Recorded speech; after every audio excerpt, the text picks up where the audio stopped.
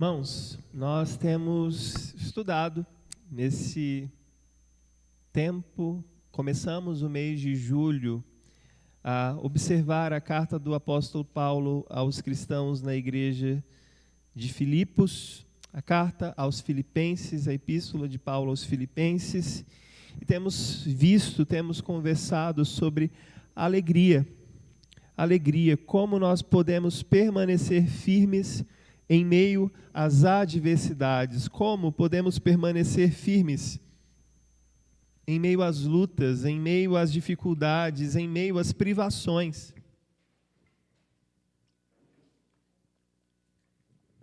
Nós já vimos todo o conteúdo do primeiro capítulo dessa epístola tão bonita, dessa epístola que nos convoca a vivermos uma vida de alegria. Nós começamos já também a estudar, a ler os 11 primeiros versículos do capítulo 2. Versículos lindíssimos que falam acerca da postura, da atitude que eu e você precisamos ter, mas versículos que falam também sobre o exemplo que nós temos para que a nossa atitude seja de humildade. Vimos que temos o exemplo do próprio Jesus que nos ensina a caminharmos em humildade.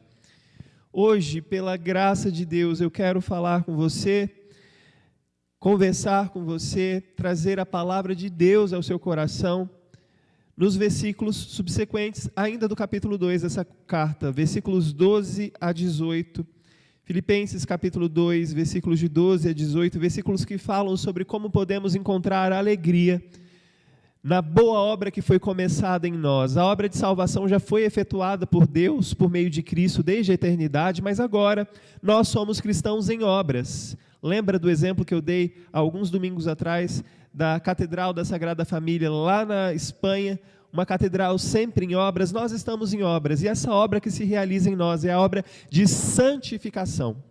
Então eu te convido a ler comigo esse texto, a acompanhar aí na sua tela, os versículos 12 a 18 de Filipenses capítulo 2. A palavra de Deus diz assim: Assim, meus amados, como sempre vocês obedeceram, não apenas em minha presença, porém muito mais agora na minha ausência, ponham em ação a salvação de vocês com temor e tremor, pois é Deus quem efetua em vocês tanto querer quanto realizar de acordo com a boa vontade dele.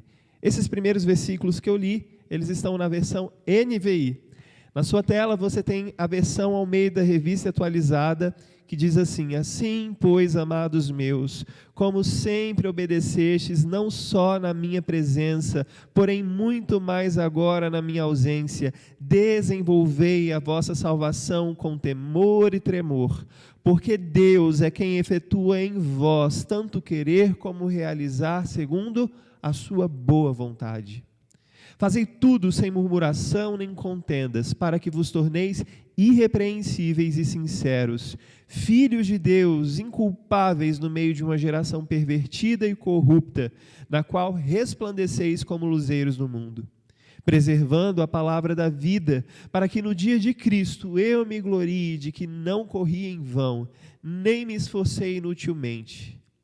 Entretanto, mesmo que seja eu oferecido por libação sobre o sacrifício e serviço da vossa fé, alegro-me e com todos vós me congratulo.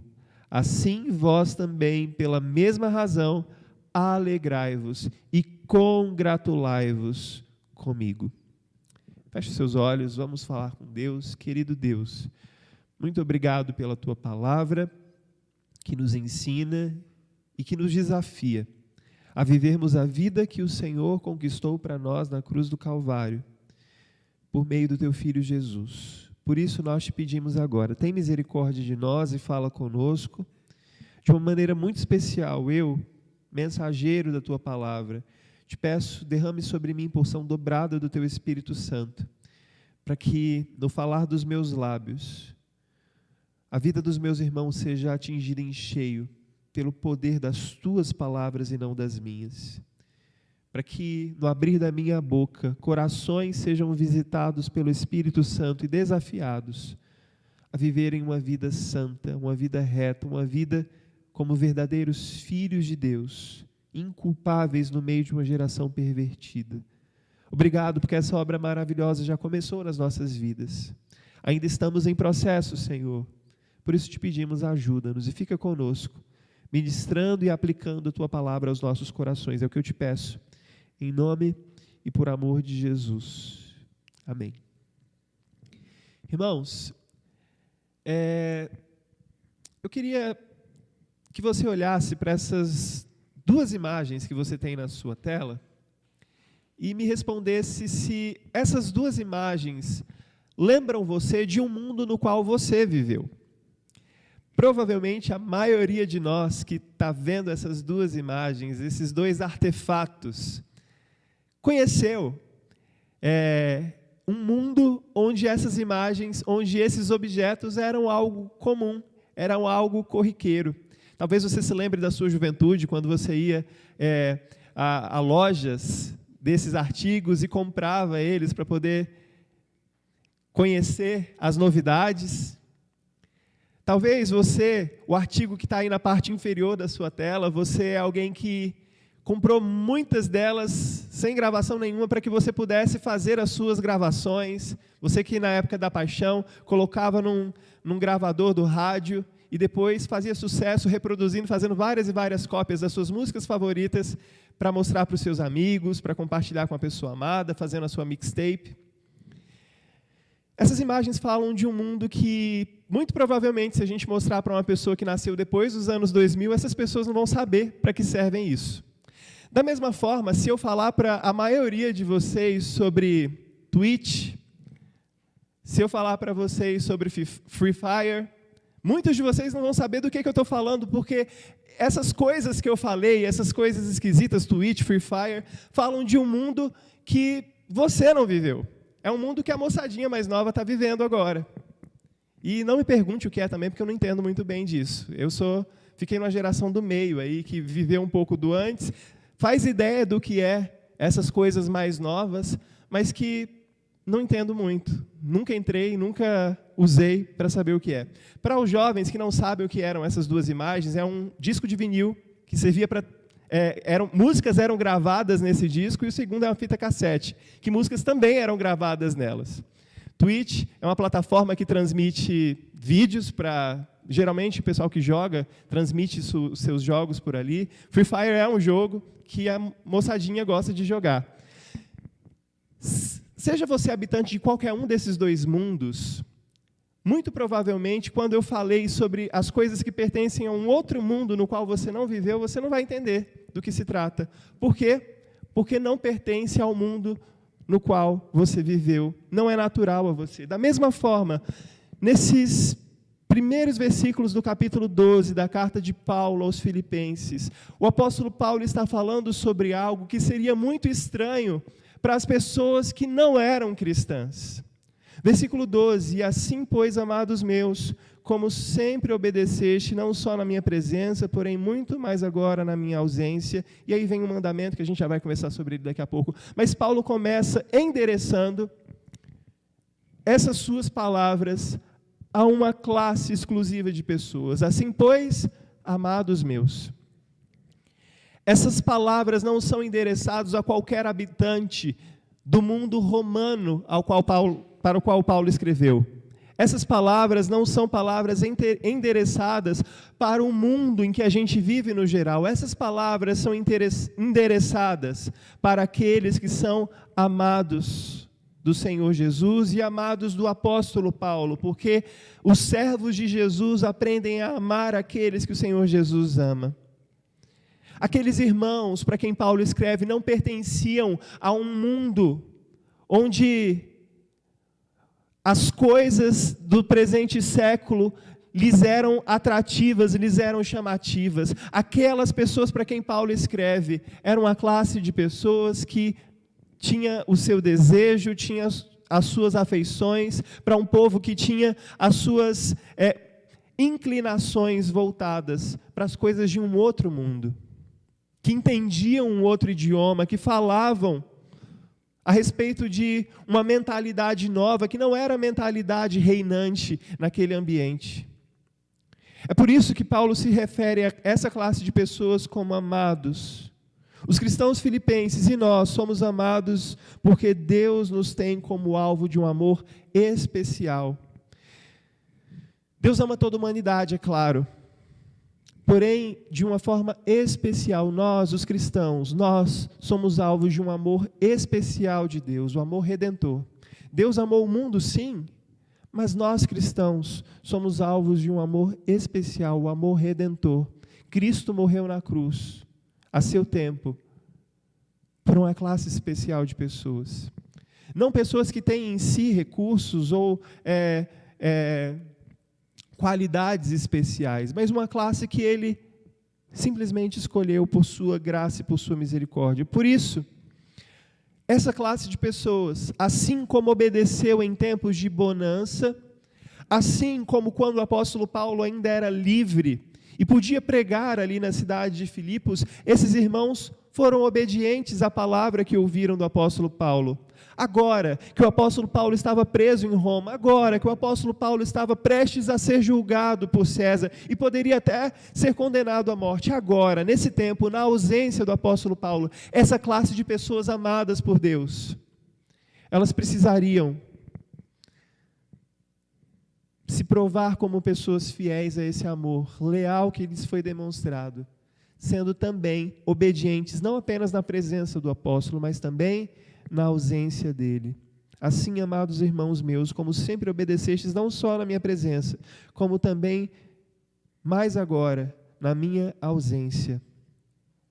Depois que o apóstolo Paulo apresenta quem são os destinatários dessas palavras, pessoas amadas por Deus, pessoas obedientes a Deus, o apóstolo Paulo agora vai falar para a gente sobre 3 mandamentos, para que a gente viva essa vida de alegria, por meio da santificação.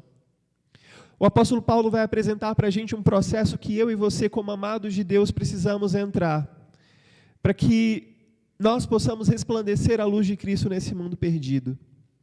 Paulo apresenta para os filipenses e apresenta para nós hoje 3 mandamentos acerca da nossa santificação, que são primordiais para que todo cristão, busque essa vida de alegria e alcance essa vida de alegria. E o primeiro desses mandamentos ainda está nesse versículo 12, no final do versículo 12. Desenvolvei a vossa salvação. Mandamento de desenvolver a nossa salvação. Esse verbo no original significa executem aquilo que Deus já deu para vocês. É como quando o músico de uma orquestra recebe nas suas mãos uma partitura e ele, como músico bem treinado, ele é convidado a executar aquilo que ele vê. A salvação é esse presente que nos foi dado em mãos pelo Senhor Jesus. Aquilo que o apóstolo Paulo está falando para os irmãos na igreja de Filipos não é: criem uma música de salvação na cabeça de vocês, escrevam uma partitura nova, mas o apóstolo Paulo está falando para eles: olha, executem isso que já foi dado a vocês como um presente. Essa composição criada pelo divino Criador. Executem a salvação que lhes foi dada. Cumpram essa tarefa. E esse imperativo que o apóstolo Paulo traz, desenvolvei a vossa salvação, ele traz algumas implicações para nós, porque ele tem peso de mandamento. Tem o mesmo peso de mandamento. Isso quer dizer que aqueles irmãos não precisariam trabalhar para conquistar algo, mas eles precisariam colocar em prática algo que já havia sido lhes dado como presente. Paulo não está pedindo que ninguém se esforce. Paulo não está pedindo que ninguém faça por merecer. A gente conversou sobre isso pela manhã. Paulo está dizendo: olha, vocês já foram alvos de um amor tão grande. Vocês já receberam algo tão maravilhoso da parte do Senhor. Ponham em prática isso. Eu sou uma pessoa que gosto muito de receber presentes que não tem muita utilidade. Tem gente que gosta muito de dar roupas, porque sabe que a pessoa vai usar aquele presente. Tem gente que gosta de dar perfume, e quer ver o outro usando aquele perfume que recebeu. Mas eu sou uma pessoa que gosta, por exemplo, de receber presentes uma caneca. Eu fico muito mais feliz de receber uma caneca do que uma camiseta. Gosto de coisas bobas assim, porque são coisas que, para mim, são mais valorosas. Mas tem gente que gosta de coisas úteis. E a salvação é esse presente que nos foi dado, é esse presente útil que nos foi dado. E agora, o que o apóstolo está falando para nós e para os irmãos filipenses é: olha, vocês receberam uma salvação tão grandiosa em Cristo Jesus, agora executem ela, agora usem o presente que eu dei para vocês.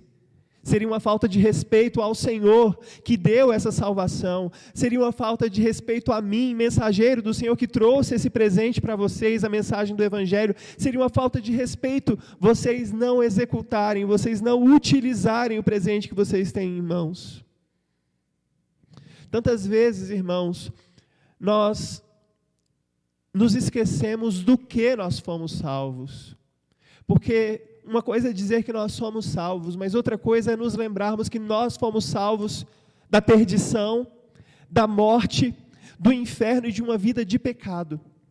Porque por muito tempo foi pregado que a salvação era algo que dizia respeito apenas à nossa vida futura no céu. E a gente fala: olha, Cristo me salvou para eu morar no céu. E como é que a gente vive a vida aqui na terra?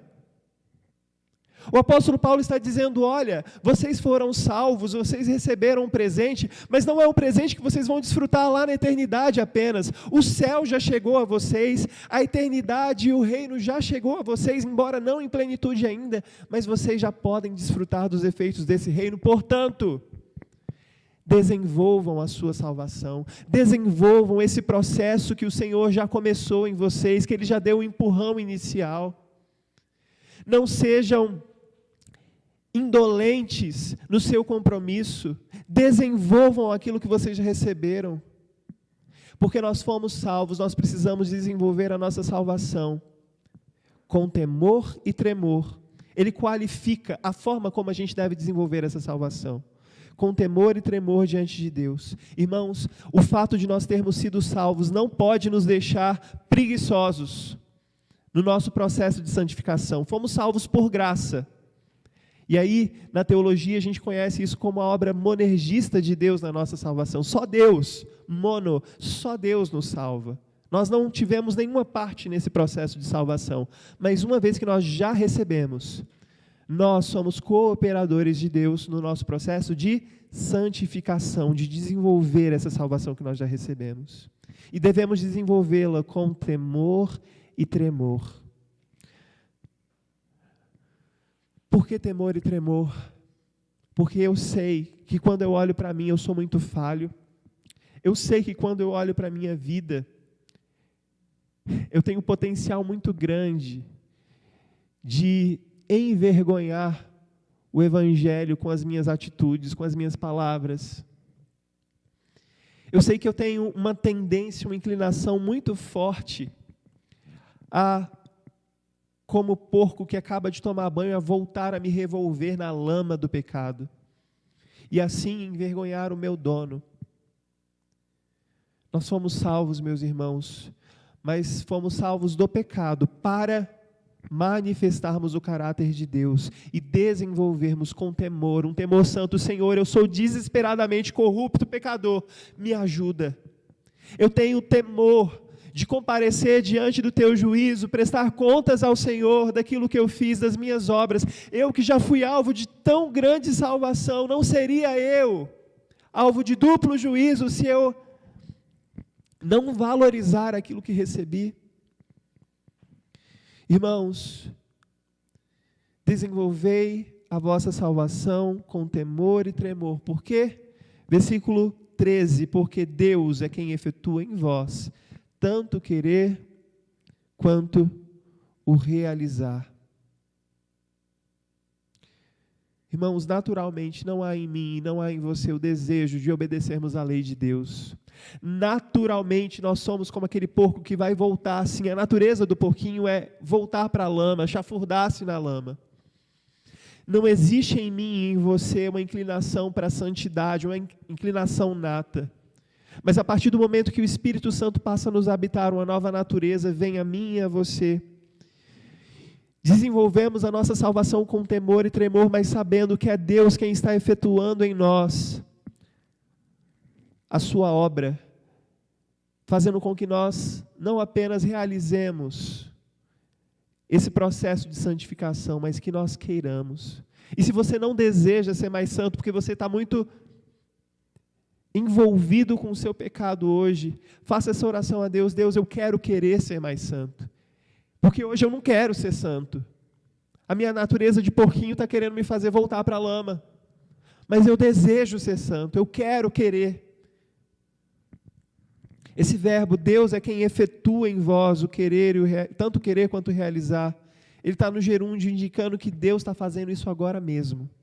Deus está efetuando. Deus está fazendo agora. É uma obra que Deus não quer fazer amanhã, não é uma obra que Deus fez no passado, é uma obra que Deus está efetuando. Porque Deus é quem está efetuando em vocês o querer serem mais santos. E esse verbo efetuando, Deus é quem efetua em vocês, Deus é quem está fazendo vocês desejarem. No grego é o verbo energel, a mesma palavra de onde vem no português a palavra que a gente conhece como energia. Ou seja, Deus está enxertando em vocês uma energia sobrenatural para que vocês queiram as coisas do alto, porque naturalmente vocês não vão querer as coisas de Deus. Vocês não vão querer naturalmente ser mais santos. Deus é quem está energizando vocês para que vocês realizem essa obra. Ou seja, Senhor, eu quero ser mais santo, mas eu sou totalmente dependente de Ti, para que o Senhor efetue em mim essa obra de querer, mas de também ser mais santo de fato. Deus está incansavelmente produzindo em nós essa maturidade espiritual. Deus está constantemente nos energizando. Deus não é passivo, mas Ele é dinâmico no processo de santificação das nossas vidas, meus irmãos. A alma de cada crente é um campo de trabalho dessa obra santificadora.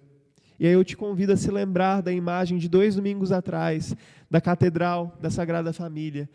Aquela obra inacabada, aquela obra sempre em construção. Só que no nosso caso, tantas vezes, nessa obra que nós estamos efetuando junto com Deus, nós falhamos na nossa parte.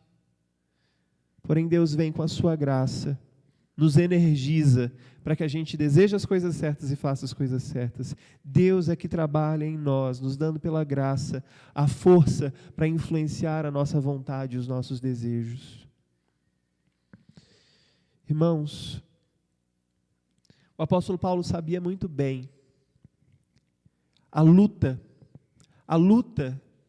que todos nós travamos dentro de nós, quando em Romanos, no capítulo 7, versículo 20, ele diz: olha, Romanos, eu sei muito bem que o querer o bem, o querer fazer o bem, o desejar fazer as coisas do jeito certo está em nós. Porém, tantas vezes, o que eu acabo fazendo é o mal que eu não quero fazer, porque esse mal que eu não quero sempre está diante de mim. Porém, o apóstolo Paulo está falando aqui em Romanos 20, não da pessoa nascida de novo. Ele está falando de alguém que vivia debaixo do poder da lei. Nós, agora que somos de Cristo, embora façamos o mal, embora o mal que está diante de nós sempre nos faça tropeçar, dentro de nós está o querer o bem, porque o Espírito habita em nós e nos capacita a desejar ser santos. Desenvolvam a sua salvação. Desenvolvam o presente que vocês já receberam. A grande lição que o apóstolo Paulo está trazendo para mim e para você aqui é: jamais desistam de ser santos, porque Deus está com vocês nesse processo. Deus está energizando você quando você se sente fraco e quando você se sente encurralado pelo pecado. Deus executa em nós tanto o querer quanto o realizar. Talvez você esteja lutando já contra o pecado já há bastante tempo. Talvez você esteja a ponto de desistir porque os seus pecados são vergonhosos demais. Deus te deu um presente e Ele te convida a executar esse presente, a usar esse presente. Com temor, com tremor diante dele, sabendo que você vai falhar, mas sabendo que Ele está com você, te energizando para querer as coisas certas, mas também para realizar as coisas certas. Nem sempre, meus irmãos, Deus vai conceder para nós aqui nessa terra a vitória sobre os nossos pecados, mas tenha certeza que Deus vai continuar nos dando a capacidade de permanecer lutando. primeiro mandamento que o apóstolo Paulo nos ensina é: desenvolvam, executem, usem o presente, a salvação que vocês já receberam. Mas existe um segundo mandamento que ele traz para a gente: nada de murmuração. Nada façais com murmurações ou com contendas. É o que diz o versículo 14: fazei tudo sem murmurações nem contendas. De que forma a santificação pode ser vista na prática? De que forma essa salvação que eu estou executando, que eu estou desenvolvendo junto com Deus, pode ser vista no meu dia a dia? Comece com isso, fazendo tudo sem murmuração nem contendas. Essa é a primeira proposta do apóstolo Paulo. Vigie a sua língua. Você que tem o costume de murmurar, de contender, qual é o espírito que deve te mover? É o espírito de murmuração, de reclamação? É o espírito de briga, de rixa? Muitas vezes, meus irmãos, na nossa vida nós somos movidos por um profundo sentimento de ingratidão a Deus. E esse sentimento, o espírito de ingratidão em nós, nos leva a murmurar. E a palavra murmuração aqui quer dizer com aquele resmungo que eu faço baixinho. Nada está bom para mim. Às vezes, até sem perceber, eu estou resmungando durante o dia. Você conhece alguém assim? Se não conhece, você está olhando para um. A Bia que o diga. A Bia está rindo aqui, porque às vezes, sem querer, sem perceber, solta um resmungo. Aquela pessoa que já se acostumou a resmungar. Só que, confesso esse pecado para vocês, não me orgulhando dele. Um dos comportamentos mais incompatíveis com a fé cristã é o comportamento do murmurador. Em outro momento, o apóstolo Paulo já havia advertido uma outra igreja, a igreja da cidade de Corinto, em 1 Coríntios capítulo 10, versículo 10. Paulo havia advertido aqueles irmãos para que eles não caíssem na lábia desse espírito de murmuração. Paulo diz assim em 1 Coríntios 10:10, não murmureis como alguns deles murmuraram e foram destruídos pelo exterminador. Quem são eles aqui que o apóstolo Paulo fala? Esse eles era o povo de Israel, quando lá no deserto murmuraram. E Paulo está dizendo, irmãos em Corinto, não murmureis como eles murmuraram e foram destruídos pelo exterminador. Por que Paulo chama a nossa atenção para esse exemplo de Israel? Porque, assim como Deus tirou Israel da escravidão do Egito, Deus já me tirou, já te tirou da escravidão do pecado. E nós estamos caminhando no deserto dessa vida para Nova Jerusalém, para Nova Canaã que desce dos céus. E enquanto a gente passa pelas provações do deserto dessa vida, muitos vão ser os obstáculos, assim como foi na história de Israel no deserto, muitos vão ser os obstáculos que vão nos tentar a murmurar, a reclamar. Muitos serão os obstáculos da nossa vida que vão nos desafiar a sermos ingratos. Porém, o que deve nos dominar como servos de Deus, por isso que a murmuração é incompatível com a fé cristã, o que deve nos dominar é um profundo sentimento de gratidão a Deus, porque, embora no deserto dessa vida a gente sofra algumas privações, nada se compara à libertação que nós já recebemos do cativeiro do Egito, do cativeiro do pecado. Nada se compara à grande salvação, à grande libertação que nós já recebemos e que estamos nos encaminhando para receber finalmente de uma vez por todas. Respondendo à pergunta que eu fiz anteriormente para vocês, qual é o espírito que deve mover a mim e a você? O espírito de gratidão. Aqueles que foram alvo do grande amor de Deus deveriam viver em estado permanente de gratidão. Uma gratidão que não produz murmuração. Sabe por quê? Porque a murmuração ofusca a luz de Cristo em nós. Um outro comportamento que é reprovado e que não é digno de cristão é o da contenda. Se o murmurador é aquele que resmunga baixinho, que reclama de tudo, a pessoa contenciosa é aquela pessoa que vive discutindo com todo mundo, aquela pessoa que não se dá bem com ninguém, uma pessoa que gosta de discussões, é a pessoa que sempre está insatisfeita com tudo e com todos, com aquilo que Deus fez, e por estar insatisfeita com o que Deus fez, ela vai viver em litígio sempre com alguém. Você conhece alguém assim? Que não está em paz enquanto não estiver brigando com alguém? Que não está em paz enquanto não achar encrenca com alguém?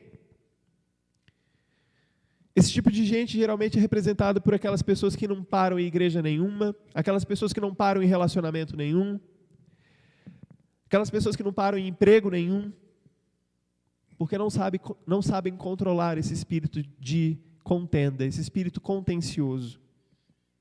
Por isso, o mandamento que o apóstolo Paulo traz é tão importante para nós hoje, para a gente entender que a maldade no nosso próprio coração nos instiga a vivermos possuídos pela murmuração, pela confusão.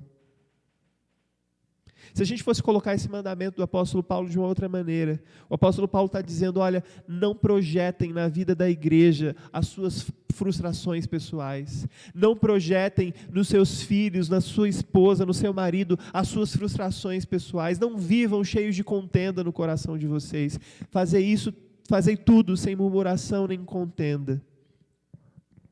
Por que nós devemos agir assim? Para que vos torneis irrepreensíveis e sinceros, é o que diz o versículo 15.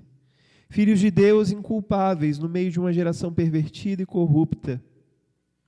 Irmãos, o grande evangelista Billy Graham disse que eu e você somos a Bíblia que o mundo vai ler. Eu e você somos os sermões que o mundo vai ouvir. Precisamos ser essas pessoas que não vivem movidos pela murmuração, pela contenda, mas precisamos ser aqueles que se tornam diante dos homens irrepreensíveis, inculpáveis, sinceros, filhos de Deus, no meio de uma geração corrupta e pervertida. Irrepreensíveis fala desse aspecto exterior. As pessoas devem olhar para nós e falar, olha, aquela pessoa é um homem de Deus, é uma mulher de Deus. Não há repreensão que eu possa fazer ao caráter, à índole dela. É uma pessoa reta, uma pessoa correta, uma pessoa de palavra. Será que quando as pessoas nos olham, eu e você somos dignos de repreensão? Ou será que somos irrepreensíveis? Precisamos ser sinceros e puros. A doutrina que a gente proclama precisa ser a doutrina que a gente vive na prática. Filhos de Deus, devemos manifestar o DNA de Deus nesse mundo, mas precisamos ser também inculpáveis. É muito fácil hoje, meus irmãos, a gente ver irmãos nossos que querem defender o Evangelho, e daí vão para a internet para fazer defesa do Evangelho, porém as atitudes dessas pessoas depõem contra elas, não advogam a favor do Evangelho, mas na verdade depõem contra o Evangelho, porque as atitudes dela são cheias de murmuração, são cheias de contenda, são cheias de rixa, e não cheias do amor evangélico que corrige a todos, que ama a todos, que submete temperamentos explosivos ao senhorio do Cristo, que é manso e que é humilde de coração, mas que também sabe o tempo certo de repreender, de exortar. Precisamos ser irrepreensíveis, sinceros, puros, filhos de Deus, inculpáveis. Paulo apresenta essas características que nós devemos ter em oposição a duas características do mundo à nossa volta. O finalzinho do versículo 15. Vocês precisam ser sinceros, filhos de Deus, inculpáveis no meio de uma geração pervertida e corrupta. Pervertida, essa palavra no grego, ela é a mesma raiz da palavra que a gente conhece daquela doença chamada escoliose. Escoliose é uma má formação na coluna que faz com que a coluna vertebral da pessoa pareça um S, fique em formato de S. Vocês precisam ser puros, santos, vocês precisam ser retos no meio dessa geração corrompida, dessa geração pervertida. Pervertida é como essa palavra que faz com que a nossa vida, o nosso caminho seja tortuoso, sinuoso. A palavra do crente não pode fazer curva. Será, meus irmãos, que no meio de uma geração que faz curva, nós temos nos misturados a Ele ou somos reconhecidos como sinceros, inculpáveis, como filhos de Deus, como pessoas irrepreensíveis, pessoas que não são dignas de repreensão?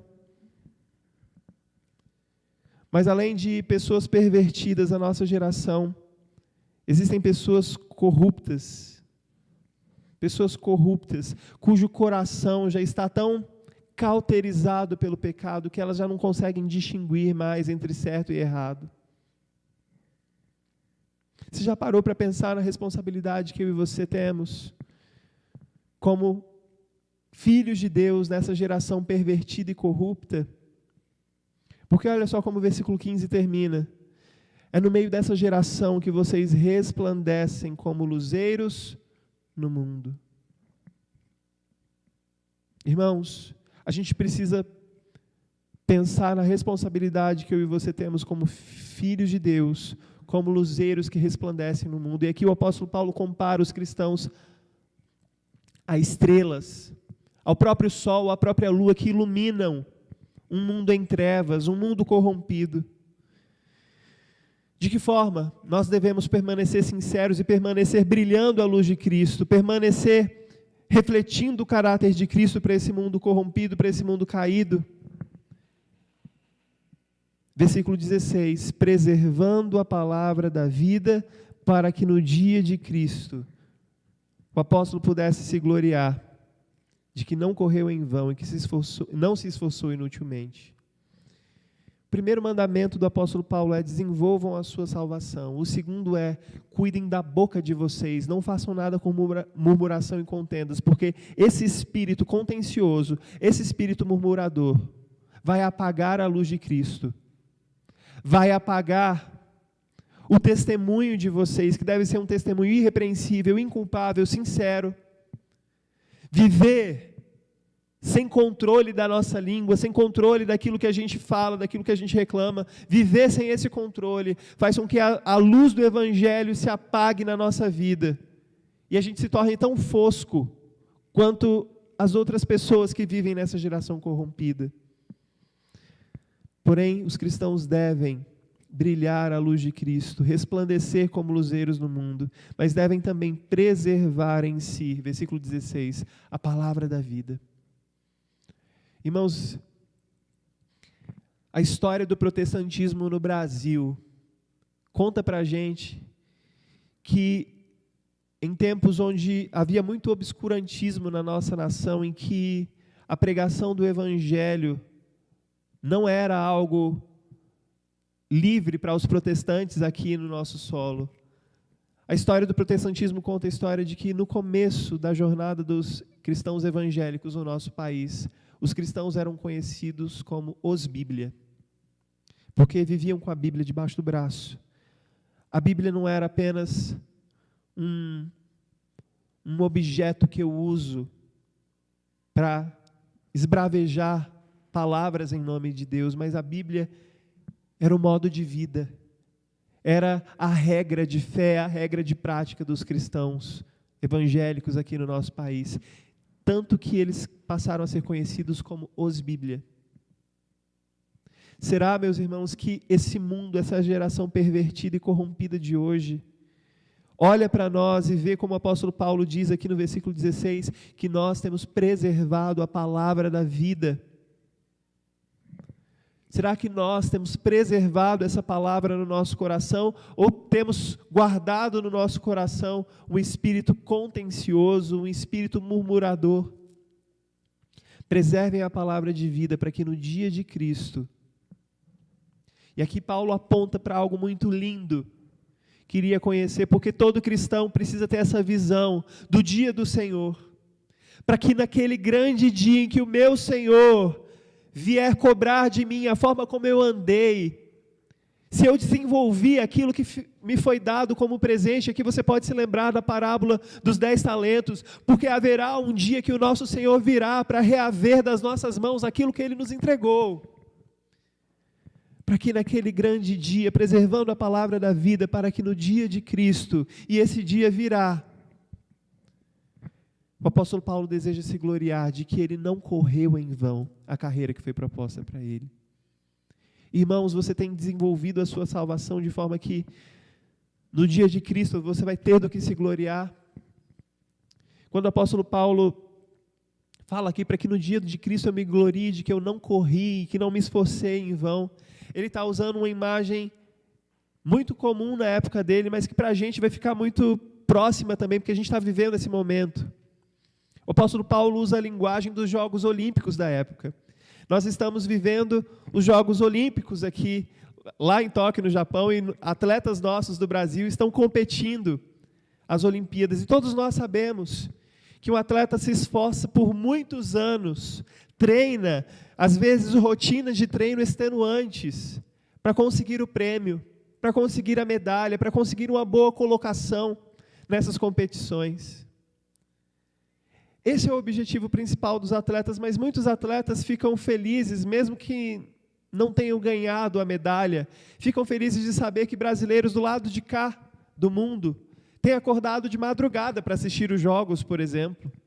Isso, para um atleta, ver o carinho do seu público, ver o carinho dos seus compatriotas, aquece o coração. E aqui o apóstolo Paulo fala, olha, eu desejo muito ver a luz de Cristo brilhando em vocês, eu desejo muito que vocês guardem, Filipenses, no coração de vocês a palavra da verdade, para que no dia de Cristo eu me glorie, não apenas pelo prêmio que eu vou receber, mas eu me glorie de que eu vi, que eu investi na vida de vocês, e que vocês eram como esses espectadores que aguardavam ansiosos o meu triunfo. Vocês eram essas pessoas que oravam por mim, vocês eram essas pessoas que colaboravam, que torciam por mim e pelo exercício do meu ministério, para que vos torneis santos e irrepreensíveis, preservando a palavra da vida, para que no dia de Cristo eu me glorie de que não corri em vão, nem me esforcei inutilmente. Será que temos sido esses atletas que se preparam e que correm almejando o prêmio, ou será que temos corrido em vão? Mas, irmãos, ainda há um terceiro mandamento que o apóstolo Paulo nos traz, para que a gente encontre plenitude nesse processo de santificação. Paulo manda que nós estejamos alegres e nos regozijemos com ele. O terceiro mandamento é o mandamento da alegria. No versículo 17, o apóstolo Paulo faz menção a uma figura do antigo sistema sacrificial, da antiga aliança. Entretanto, mesmo que seja eu oferecido por libação sobre o sacrifício e serviço da vossa fé, alegro-me e com todos vós me congratulo. Existiam sacrifícios comuns no templo, e o sacrifício de libação era aquele sacrifício de vinho ou de azeite que era derramado sobre a oferta que já estava sendo queimada no altar. Era um sacrifício que, quando a queima do sacrifício principal já estava no final, essa oferta derramada, essa oferta de libação, era colocada por cima para que a oferta anteriormente queimada fosse aceita por Deus. O vapor subia daquele azeite sendo queimado, daquele vinho sendo queimado e evaporado. E aquele cheiro subia e a oferta se tornava aceitável a Deus. E aqui Paulo, ele está dizendo, entretanto, mesmo que eu seja oferecido como essa oferta, mesmo que eu seja lançado, mesmo que a minha vida seja derramada sobre vocês, sobre o sacrifício que vocês têm feito, em nome da vossa fé, mesmo que eu seja derramado sobre o sacrifício e serviço da vossa fé, eu me alegro e com todos vós me congratulo. Paulo está sentindo o cheiro da pira queimando. Paulo está sentindo o cheiro da morte dele que se aproxima aqui. E ele está dizendo para aqueles irmãos, olha, mesmo que a minha vida tenha que ser queimada como sacrifício, como essa oferta que é derramada sobre a vida de vocês, mesmo que eu vá ao tribunal, responda a César, ele me condene à morte, seja lançado aos animais no Coliseu, seja queimado vivo, mesmo que eu seja derramado como essa oferta de libação, vai valer a pena. Eu me alegro, eu me congratulo, porque valeu a pena, porque o meu sofrimento não foi em vão. Irmãos, o Evangelho não mente para nós. Jesus diz para os seus discípulos, no mundo tereis aflições. Jesus não nos promete uma estrada fácil, porém, ao mesmo tempo, Jesus não deseja que os seus discípulos vivam lambendo as próprias feridas. O desejo de Cristo é que nós encaremos os sofrimentos, nós encaremos até mesmo a própria morte, com a alegria e com a serenidade que o apóstolo Paulo tinha diante de si. Mesmo que a minha vida seja derramada como sacrifício, eu me alegro. E, irmãos, aqui existe uma beleza muito grande que pode nos ensinar, uma beleza nesse texto. Será que eu e você temos derramado a nossa vida como libação sobre a vida do nosso irmão? Será que em você existe essa disponibilidade sacrificial para servir o seu irmão, ainda que eu seja derramado para o serviço da vossa fé? Ainda que o meu tempo, os meus dias sejam consumidos para o serviço de vocês, eu me alegro, eu me alegro. E com todos vós me congratulo. E agora, por fim, depois de falar que ele era esse sacrifício derramado, e desejar que os filipenses fossem também esse sacrifício que se derrama na vida do outro, porque cristianismo é isso, meus irmãos. Pastores, mestres, líderes derramam a sua vida sobre nós, investindo em nós, em tempo de ensino, de aconselhamento, de conversas, de amizade, de palavra, de oração, mas também, depois que a gente recebe, nós precisamos nos derramar na vida do outro, vida sendo derramada sobre a vida do outro. É assim que uma igreja vive nutrida. Por fim, o apóstolo Paulo, no versículo 18, assim vocês, assim como eu me alegro com os meus sofrimentos, assim vocês também, pela mesma razão, se alegrem e celebrem comigo. Os filipenses também estavam sofrendo pela causa do Evangelho. Na cidade de Filipos eles estavam sofrendo oposições. Porém, embora nós soframos, embora nós passemos por tribulações, nós precisamos nos alegrar nas promessas de Deus. Nós não estamos falando aqui de uma dor, de uma negação da dor, de uma negação do sofrimento, de maneira nenhuma. No cristianismo existe espaço para gratidão. A gratidão que reconhece que mesmo em meio aos sofrimentos por amor da causa do Evangelho, nós podemos nos alegrar com a promessa da coroa de vitória, com a coroa de vida que receberemos. Os nossos sofrimentos são leves e momentâneos. Os nossos sofrimentos hoje são oportunidades de glorificarmos ao Cristo, que na cruz se deu por nós. Os nossos sofrimentos são motivos de nos gloriarmos. Nos gloriarmos. A alegria não é uma opção para a igreja militante nesses tempos. A alegria é um mandamento para nós. Precisamos encarar o nosso sofrimento, não com coitadismo vitimista, mas precisamos encarar com a coragem dos filhos de Deus.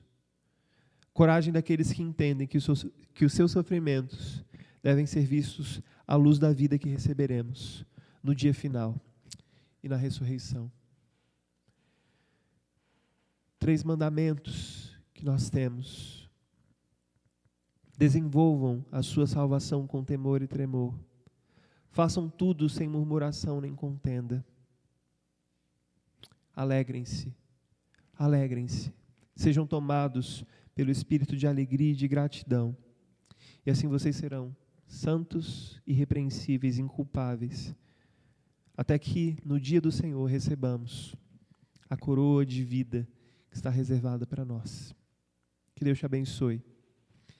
E que durante essa semana você tenha a oportunidade